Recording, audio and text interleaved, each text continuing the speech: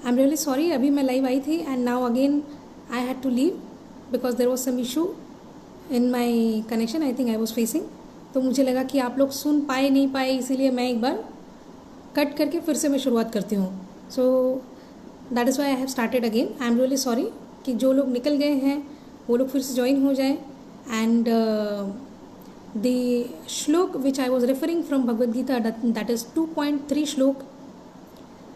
अगर आप लोग देख लें उस श्लोक को तो आप लोगों को उसके बारे में I mean from Bhagavad Gita also you will be able to read that shloka in Sanskrit as well as you can see the translation given in the 2.3 श्लोक। क्लायभ्यम मास्म गमः पार्थ नैतत्वय उपपद्यते शूद्रम हृदय दौर्बल्यम त्याक्तवोत्तिष्ठः परंतपा।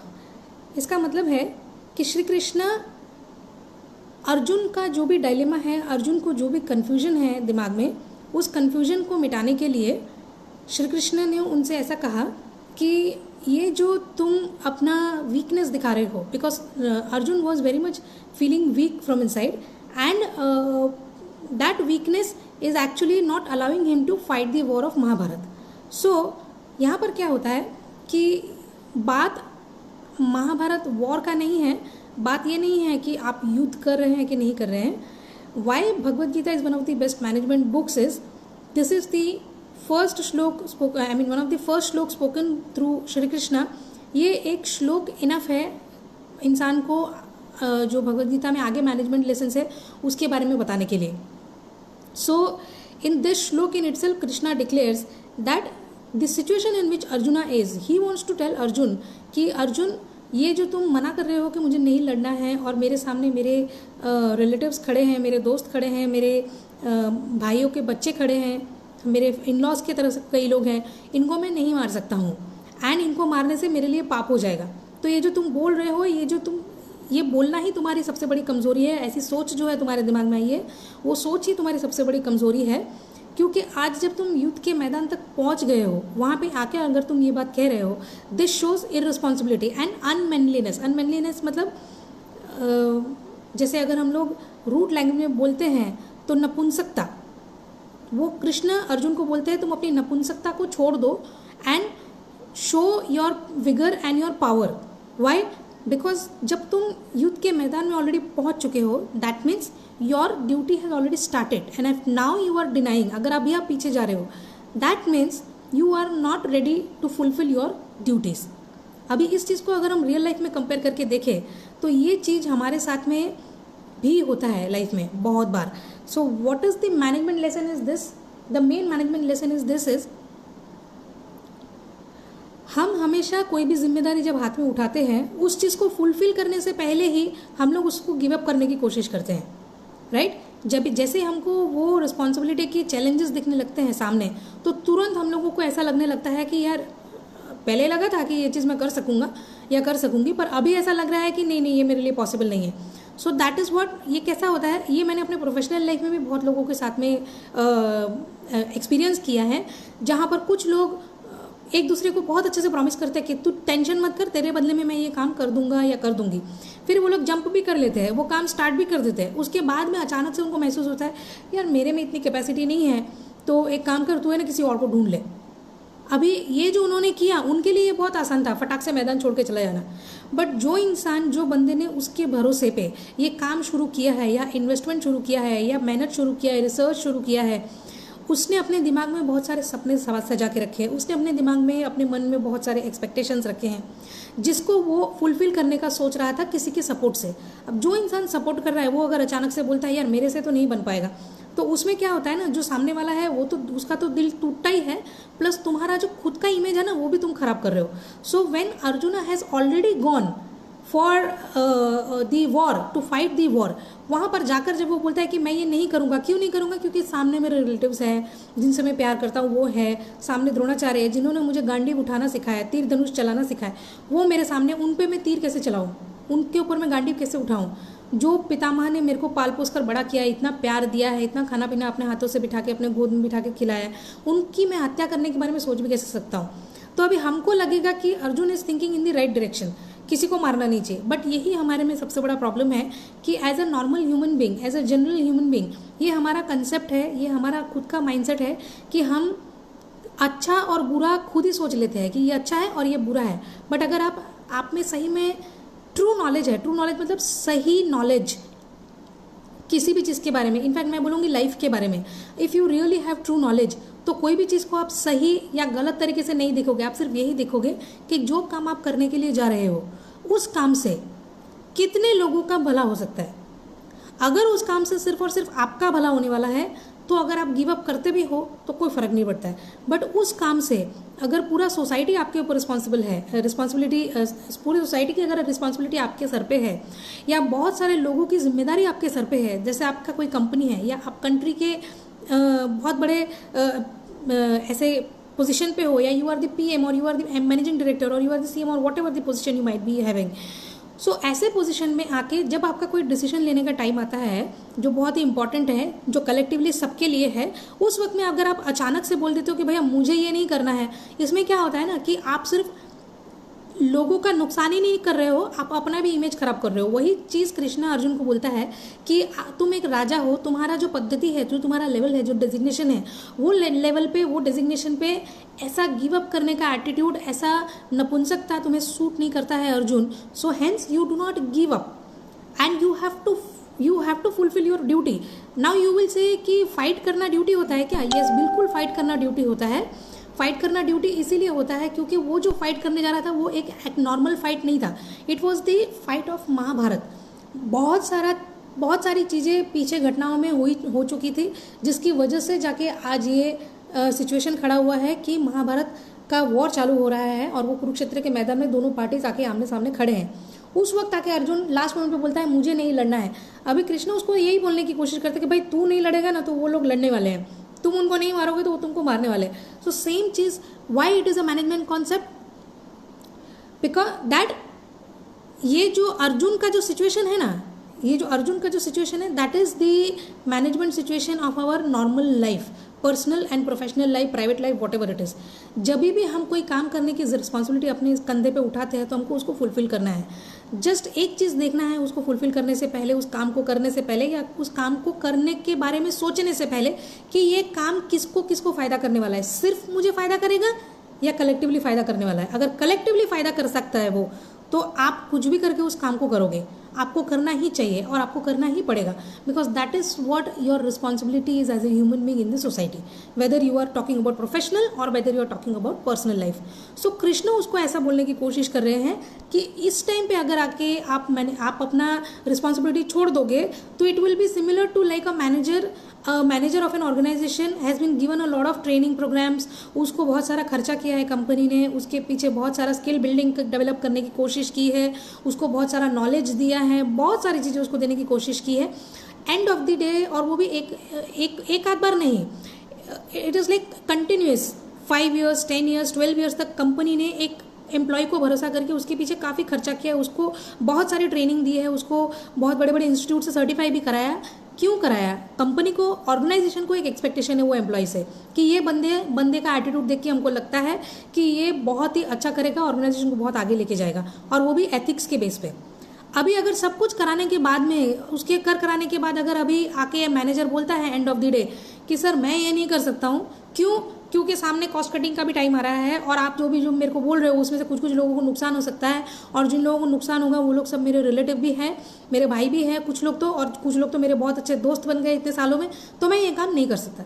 उस वक्त में ये जो मैनेजर जो काम करता है, it is said to be, अपने रिस्पॉन्सिबिलिटी से वो भागता है। किस चीज़ को कहने से, किस चीज़ के आड़ में भाग रहा है? वो दया दिखाने की कोशिश कर रहा है कि मैं इन लोगों को नहीं मार सकता। उन लोगों को मारना है नहीं मारना है ये तुमको मालूम नहीं था क्या पहले, जब तुमने ये रिस्पॉन्सिबिलिटी अपने हाथ में नहीं, तुमको जो इतने सारे स्किल्स दिए गए, वो जो स्किल्स है पशुपतास्त्र जो अर्जुन ने हासिल किया as a manager, you can say, Arjun को अगर हम एक मैनेजर के हिसाब से देखते हैं तो वो जो अर्जुन करके जो मैनेजर थे उन्होंने जो पशुपतास्त्र हासिल किया है, फिर इंद्र के पास जाके इतने अस्त्र शस्त्र उन्होंने जो गैदर किया है, वो क्यों किया है? अभी प्यार मोहब्बत करने के लिए तो किया नहीं है। अस्त्र शस्त्र क्यों गैदर करते हैं? किसी वॉर में हम लोग जा रहे हैं तभी हम गैदर करते हैं, राइट? तो तुम लोगों को नहीं मालूम था क्या पहले कि अगर मैं हमारे जनरल पब्लिक की बात करूं, तो हमको सबको मालूम होता है कोई भी रिस्पॉन्सिबिलिटी लेने से पहले, या नहीं भी मालूम होता है तो मालूम कर लेना चाहिए कि इसके बाद में कितने प्रॉब्लम्स आ सकते हैं या कॉन्सिक्वेंस क्या हो सकता है। बट अगर आपका इंटेंशन सही है और आपका जो भी आप काम करने के लिए जा रहे हो या जो भी रिस्पॉन्सिबिलिटी आपने अपने हाथ में लिया हुआ है, if that is a responsibility towards general people, general public and for a crowd, or you can say not only for your own benefit, in fact not for your benefit at all, it is only selflessly for the benefit of others, then it becomes your deemed responsibility to go ahead. आपको करना ही पड़ेगा वो काम, आप ऐसे पीछे नहीं हट सकते. सो एज अ मैनेजर, अगर मैं बोलूँ कोई रिलेशनशिप में भी अगर मैं बोलूँ, as a father, as a son, as a student, as a managing director और any minister or whosoever it is, if you have taken some responsibility in your hand, you should fulfill that, especially तब जब आपका वो responsibility जो है वो बहुत सारे लोगों के लिए भला कर सकती है. करेक्ट. इसके अलावा भी मैं आपको बहुत सारी चीज़ें बता सकती हूँ जो भगवद गीता से है और श्री कृष्णा के लाइफ से हैं. फॉर एग्जाम्पल, श्री कृष्ण को काफ़ी लोग बहुत गलत तरीके से भी लेते हैं. जैसे कि अगर मैं एक बात बताऊं कि वृंदावन में जब वो रहते थे तो उस वक्त जो वो माखन की मटकियाँ जो फोड़ देते थे तो लोगों को लगता है कि वो मस्ती करते थे. बट बिलीव मी, जो भी इंसान, जो भी कृष्ण भगवान ने कभी किया है या कृष्ण ने अपने लाइफ में किया है, उसके पीछे बहुत बड़ी वजह होती थी. Nothing was meaningless and hence do not compare your self या अपने किसी भी ओछे काम को या किसी गंदे काम को या किसी गलत काम को या गलत इंटेंशन को कृष्ण के साथ में, कृष्ण के एक्टिविटीज़ के साथ में कंपेयर करके अपने आप को सपोर्ट ना कराए तो ज़्यादा अच्छा है. इसमें मैं आपको एक एग्जांपल इसलिए बता रही हूँ कि ये जो वृंदावन में जो माखन की मटकियाँ कृष्णा फोड़ता था, लोगों को लगता था कि वो मस्ती करता है. Actually it was not doing मस्ती. If you have seen Mahabharata और if you have read anywhere, तो when Krishna was very small, जब मतलब यू कैन से 5-6 साल का ही बच्चा था, तब से वो मटकियाँ फोड़ के वो तो खाता ही था, माखन खाता भी था और लोगों के साथ में खाने से पहले वो सबको शेयर भी करता था अपने दोस्तों के साथ में. So sharing is the first thing why Krishna use to do, because he wanted to share with his poor friends जिनके नसीब में इतना अच्छा माखन नहीं था. बाकी कृष्णा को कोई माखन की कमी नहीं थी. उसकी माँ ने उसके लिए इतना सारा माखन तैयार करके रखा हुआ होता था घर पे कि कोई ज़रूरत नहीं थी. डू यू थिंक, आप लॉजिक लगा के देख लीजिए. तो जब हम लोग भी माखन को, हमको लाइफ में जो चीज़ चाहिए उसको हम माखन का नाम दे देते और बोलते हैं हमें भी तो माखन खाने दो. So please do not use such languages with the support of the gods activities. So Krishna जो माखन खाता था वो माखन दूसरों के लिए, एक्चुअली उसके पास में ऑलरेडी इनफ माखन था उसके घर में, उसके बावजूद भी दूसरों के घर से भी चुराता था. क्यों? ताकि वो शेयर कर सके, अपने गरीब दोस्तों के साथ में वो शेयर कर सके और उनको भी वो दे सके. दूसरा, वो मटकियाँ इसीलिए फोड़ता था, क्योंकि माखन तैयार होता था वृंदावन में, उसको सप्लाई किया जाता था मथुरा में. क्योंकि वहाँ पे राजा थे कंस और उनके डर के मारे पहले वहाँ पे माल सप्लाई होता था और वहाँ से कमाई भी होती थी. ट्रेडिंग, जो आज बिजनेस बोला जाता है, जो ट्रेडिंग शुरू हुआ था, जो तब से ही है ये ट्रेडिंग. तो माखन की जो ट्रेडिंग होती थी वृंदावन से लेके मथुरा तक, ये ट्रेडिंग को वो रोकता था. क्यों रोकता था? उसको किसी से जेलसी नहीं थे कि भाई कृष्ण, अभी कुछ लोग बोलेंगे कृष्ण ने भी तो रोका था, हम भी किसी का धंधा रोक सकते. कृष्ण ने क्यों रोका था? कृष्ण ने इसलिए रोका था कि वृंदावन में जब माखन तैयार हो रहा है तो वृंदावन के लोग भूखे कैसे रह सकते हैं. Similar to our own country, मैंने कितने मेरे दोस्तों के मुंह से सुना है कि फॉर एग्जाम्पल ब्रांडेड जो शर्ट्स होती है, जैसे मेरे जुबान पे भी एक आधे नाम आ रहे, एरो है या कोई भी अच्छे कंपनीज का आप नाम लो जिसका मैन्युफैक्चरिंग इंडिया में होता है. बोले हम जब इंडिया में रहते थे तब इसका थर्ड हैंड माल भी शायद हमने कभी पहना नहीं है शर्ट, बट इतना अच्छा क्वालिटी जो US UK में सप्लाई होता है वो इंडिया में मिलता ही नहीं है. यानी मैन्युफैक्चरिंग इंडिया में होता है बट हम सबसे best qualities out of country के लोगों को देते हैं, हमारे देश के लोगों को नहीं देते हैं. कि नहीं? नाइंसाफ़ी है. अभी इस चीज़ को अगर आप कृष्णा के साथ में कंपेयर करके देखो तो उसमें कृष्णा ये बोलने की कोशिश कर रहा है, तैयार माखन जहाँ पर हो रहा है वहाँ के लोगों को माखन चखने को भी नहीं मिला है. जो गरीब है यहाँ के, उन लोगों को माखन खाने को भी नहीं मिला है. तो पहले वृंदावन में जिन लोगों ने माखन को डेवलप किया है, जिन्होंने माखन को तैयार किया है, जिन्होंने माखन को बनाया है, वो माखन पहले उनको खाने का हक है. उसके बाद में ट्रेडिंग होगा, उसके पहले नहीं होगा. जिसको लेकर गांव वालों ने भी बहुत चर्चा शुरू की और उन्होंने आके नंद जी को कंप्लेन भी किया था कि आपका बेटा देखिए इस तरह से रोकता है अपने दोस्तों को लेके, तो आप प्लीज़ मना कर दो उसको. तब उसने बोला कि मैं तो जाने नहीं दूंगा, तुम लोगों को जो भी करना है तुम कर लो. मैं मथुरा में जाने नहीं दूंगा। जब तक वृंदावन के लोग सेटिस्फाइड नहीं हैं उस माखन से, तब तक वृंदावन से माखन बाहर नहीं जाएगा। This was valid. जब गैया को बांध के रख देते थे, गैया का जो बछड़ा होता है ना, बछड़ा, छोटा सा बच्चा, वो बछड़े को बांध के रख देते थे ना, जो ग्वाले होते थे। बच्चा था कृष्णा 5 से 6 साल का, उस उम्र से ही वो जो छोटे छोटे बछड़े होते थे उनको वो खोल देता था, और जैसे ही वो खोल देता था उनके जो मालिक थे वो चिल्लाते थे, अरे कान्हा, अरे लल्ला, तू क्यों ऐसा कर रहा है, हमारे नुकसान कर देगा तू। तब कृष्णा बोलता था कि मैं नुकसान नहीं कर रहा हूँ, बोले जाके अपने पिताजी या नंद किशोर जी के वहाँ पे जाके उनकी गैया को खोल दे, तू हमारे गैया के बछड़ों को क्यों खोल रहा है। तो वो बोलता था आके कि मैंने अपने फादर के वहाँ पर भी बछड़े को खोल ही दिया है। तो बोले तू क्यों करता है ऐसा। बोले मैं इसीलिए करता हूँ ये ऐसा, क्योंकि गाय का जो बछड़ा है, गाय का दूध पीने का सबसे पहला हक बछड़े को है, ना कि आप लोगों को। तो पहले जो बच्चे को जिस गाय ने जन्म दिया है, पहले उसका पेट संतुष्ट होने दो, उसके बाद में आप उसका दूध निकाल के उसको बेचना और उसका माखन बनाना। So where was Krishna wrong in this? So before, this are the examples, small examples which I am trying to give you only because of the reason, so that people, आप दूसरों को भी बोल सकते हैं कि stop giving excuses for your wrong works, wrong doings with the name of Krishna. कि कृष्णा भी तो रासलीला करते थे, हम क्यों नहीं। कृष्णा की हर चीज़ के पीछे एक कारण था, हर चीज़ के पीछे एक वैलिड रीज़न था, और वो हमेशा, अगर आप रीज़न के एंड तक पहुँचोगे तो आप लोग शर्मनाक हो जाओगे। वो क्यों? क्योंकि रीज़न हमेशा दूसरों के भले के लिए होता था, और हमारा जो कांड होता है वो हमेशा अपने खुद के भले के लिए, सेल्फिश मोटिव के लिए होता है, और कितनी बार तो गंदे काम करने के लिए भी होते हैं। तो प्लीज़ कृष्णा का नाम लेकर कभी भी कोई भी गलत काम को अंजाम देने की कोशिश मत करना। ये सारी रियलिस्टिक थियरीज मैं आपको बता रही हूँ, so that you can discuss this amongst your known people.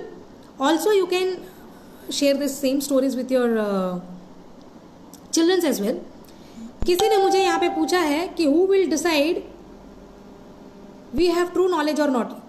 कौन डिसाइड करेगा आपके पास में ट्रू नॉलेज है कि नहीं? आप खुद ही डिसाइड करोगे कि आपके पास में ट्रू नॉलेज है कि नहीं, बट आपको बताएगा कौन? सी हम क्या सवाल पूछते हैं उस पर हमको जवाब मिलता है। आपने सवाल ही गलत पूछा है मिस्टर मनीष मिश्रा। सवाल ऐसा होना चाहिए कि ट्रू नॉलेज मिलेगा कहाँ से, what is the meaning of true knowledge.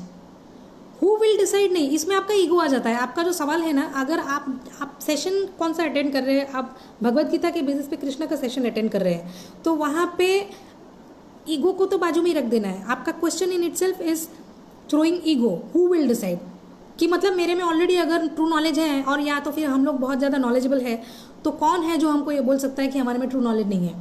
बिल्कुल ही बोल सकता है जिसमें खुद में ट्रू नॉलेज है। But what is true knowledge? आपका क्वेश्चन ये होना चाहिए था। जब हम सवाल करते हैं उसके हिसाब से हमको जवाब मिलता है। हमेशा ये बात भी आप याद रखना, whatever you are, the way you are questioning, you will receive the answer. If you ask wrong question, you will receive wrong answer. But you will think कि अरे मैंने तो ये पूछा था, और ये तुमने जो पूछा था वो ढंग से नहीं पूछा था, तुमने जो पूछा तुमको उसका जवाब मिला है, तुम जो चाहते थे तुमने वो नहीं पूछा, इसीलिए तुमको उसका वैलिड रिप्लाई नहीं मिला, and that is why you are not satisfied. This is the main thing. So यहाँ पर मैं आपके बात का जवाब देती हूँ कि ट्रू नॉलेज का मतलब क्या है, ये आपको पूछना चाहिए था। So true knowledge is based on only one thing, and that is the scriptures. Scriptures का मतलब है वेदास, उपनिषद्स। और अगर आपके पास में टाइम नहीं है वेदा, उपनिषद, पुराना और ये सारी चीज़ें पढ़ने का, भागवतम और ये सब, तो आप कुछ भी मत पढ़िए, आप सिर्फ भगवत गीता पढ़ लीजिए। इससे ज़्यादा ट्रू नॉलेज कहीं पर भी नहीं है। Bhagavad Gita is the secretest of the secret. It is one of the top most management book. सारी इंस्टीट्यूट्स भी उसको आज के तारीख में रियलाइज करके उसको एक्सेप्ट कर रही है, and plus it is the truest form of anything available. आपके जितने भी सवाल हैं सबके जवाब है उसके अंदर। सो ऐसे जो नॉलेज होते हैं उसको बोलते हैं ट्रू नॉलेज, जो स्क्रिप्चर्स में से आता है, जो भगवत गीता से आता है। अगर आप अपने रिलीजन के हिसाब से फॉलो करना चाहते हैं तो चाहे कोई भी रिलीजन में आप हो, आप अपने रिलीजन के हिसाब से आप अपने उस किताब को उठा सकते हैं, चाहे वो बाइबल कहिए या कुरान कहिए। बट अगर आपको एक मिक्स में सारी चीज़ें इकट्ठे चाहिए, चाहे वेद, पुराण, बाइबल, कुरान, उपनिषद, जो भी आप बोल लीजिए, एक शॉर्ट फॉर्म में सारा इकट्ठा अगर आपको चाहिए तो वो है भगवत गीता। आप उसको उठाकर पढ़ लीजिए, आप में ट्रू नॉलेज आ जाएगा। उसके बाद में ना आप कभी किसी को जज करेंगे, ना ही कोई आपको जज करने की हिम्मत करेगा। अगर कोई आपको जज करता भी है, आपको कोई फर्क नहीं पड़ेगा, because now you have the true knowledge and you know how to treat people and how to react और respond in front of other people's behaviour. So I hope मैंने किसी के सवाल का जवाब भी दे दिया है यहाँ पे. एंड एज सेड, अभी मैं इतना ज़्यादा लाइव सेशंस में अवेलेबल नहीं होती हूँ. I am coming, I was to come this week later. Friday को मैं आने वाली थी, बट उसकी जगह पे मैं आज ही आ गई क्योंकि मैं अपने आप को रोक नहीं पाई कि आज के दिन पे अगर मैं नहीं जाऊँगी तो, अगर मैंने कुछ बोला नहीं तो अधूरा सा महसूस होगा. इसीलिए मैं आज के दिन में आ गई हूँ. But no issues, I will come back again. Till then I think you all know already my introduction. My name is Rakhi Datta and I am a leadership and management coach from Bhagavad Gita and Mahabharat, a complete transformation of human psychology, and I am also the founder and director of Shivaditya Trainings. मैं 20 साल से ये line में हूँ, learning and development, more than 20 years, and I conduct management and especially leadership training programs for end-to-end level. CEOs, directors, MDs, vice presidents, everyone, but especially for corporates. And also I am conducting individual counseling as well. जिनको भी individual counseling की ज़रूरत है या mental health की ज़रूरत है, वो लोग भी मुझसे contact कर सकते हैं. basis Bhagavad Gita, definitely the only one of the best solution which I can provide you. So you all can contact me for all these reasons. You can also go through my YouTube channel, Rakhi Datta YouTube channel. आप subscribe कर सकते हैं उसको, जिसमें से आपको free learnings मिलते रहेंगे. रेस्ट शायद आपको रजिस्ट्रेशन फॉर्म दिया हुआ होगा नीचे, उसमें आप रजिस्टर करके रख सकते हैं. In case if we are doing something in future, you will receive a mail और something in your maybe WhatsApp और mail. So I will see you soon guys. I think आपको आज का session अच्छा लगा and you will spread this knowledge. Next time से जब भी आप जुड़े, आप अपने बाकी लोगों को भी लेकर जुड़े ताकि उन लोगों को भी श्री कृष्ण के बारे में ज्ञान मिले. देखिए, हमारे भगवद गीता को है ना, हमसे ज़्यादा फॉरेनर्स लोगों ने लूट लिया है. इतना अच्छे से पढ़ा है उन लोगों ने कि हमें शर्मिंदा होना पड़ेगा उनके सामने. इतना नॉलेज है उनके पास हमारे भगवद गीता के बारे में. और सबसे बड़ी बात यह है कि उन लोगों ने पढ़ तो लिया है, उसके बेसिस पे कितनी किताबें भी छाप दी है और नीचे लिख दिया है हमने लिखा है करके, और हम लोगों को पता ही नहीं, हम मजे से उनकी किताबें पढ़ते हैं. सो भैया प्लीज़ ज़रा जितने भी भाई बहन दोस्त सामने अभी आए हैं, भगवद गीता उठा के पढ़ना शुरू कीजिए. This is the biggest learning you can ever have in your life, and this is the biggest realization, self realization, self learning you can literally have beyond any education. कोई एजुकेशन, कोई किताब आपको वो नॉलेज, वो ताकत, वो शक्ति अंदर से नहीं दे सकती जो भगवद गीता दे सकती है. आई बेट ऑन इट. किसी को भी आए, कोई भी आए, ओपन चैलेंज दे दे मेरे को, मैं उसको खुला चैलेंज देती हूँ. इसके सामने कोई नॉलेज नहीं है जो खड़ी रह सकती है, बिकॉज इस सारे नॉलेज इसके अंदर है. तो जो भी नॉलेज भी आप अगर चैलेंज के लिए भी खड़ा करेंगे ना, वो नॉलेज भी इसी में से निकल के आया हुआ होगा. I bet. So to know that you have to read Bhagavad Gita. एकदम माइन्यूटली पढ़ना पड़ेगा आपको. तो आप लोग पढ़िए, बच्चों को भी पढ़ाइए. Anybody who wants to understand and know and learn all this thing personally can get back to me, connect with me on personal consultation. Rest. Thank you so much. Stay tune. I will be coming back soon. Bye.